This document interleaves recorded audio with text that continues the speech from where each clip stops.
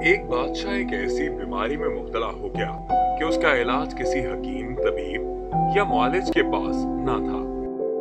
वक्त के साथ साथ उसकी बीमारी बढ़ गई, यहाँ तक कि बादशाह अब अपने बिस्तर से भी उठने के काबिल ना रहा। एक दिन दरबारियों ने किसी से सलाह मशवरा किया तो उन्होंने बताया कि एक बुजुर्ग का बहुत तस्करा है, अगर वो दुआ करेंगे तो अल्लाह पाक शिफा अता करेगा।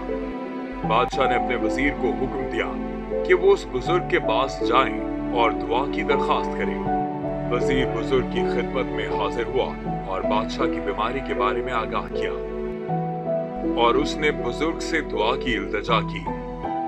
तो उस बुजुर्ग ने फरमाया कि हमारी दुआ इस बादशाह के लिए कैसे असरअंदाज हो सकती है, जो बादशाह अपनी रियाया को सताता और उन पर जुल्म करता है।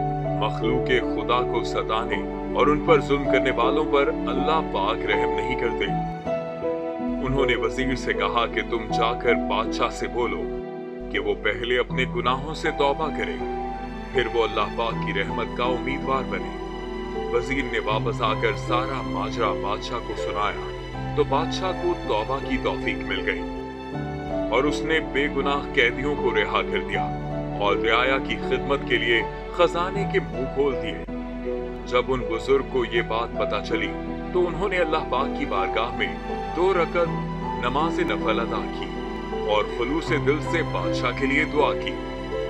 बताया जाता है कि उन बुजुर्ग की अभी दुआ खत्म नहीं हुई थी कि अल्लाह पाक ने बादशाह को सेहत कामला अता फरमा दी। रसूल सल्लल्लाहु अलैहि वसल्लम की हदीस मुबारका है जिसका मफहूम है, जिसका खाना पीना हराम का हो वो लाख गिड़गिड़ाए उसकी दुआ कबूल नहीं होती। तो प्यारे बच्चों, आज हमने ये सीखा कि हमेशा सबसे प्यार मोहब्बत से रहना चाहिए और हमेशा जरूरतमंदों के काम आना चाहिए।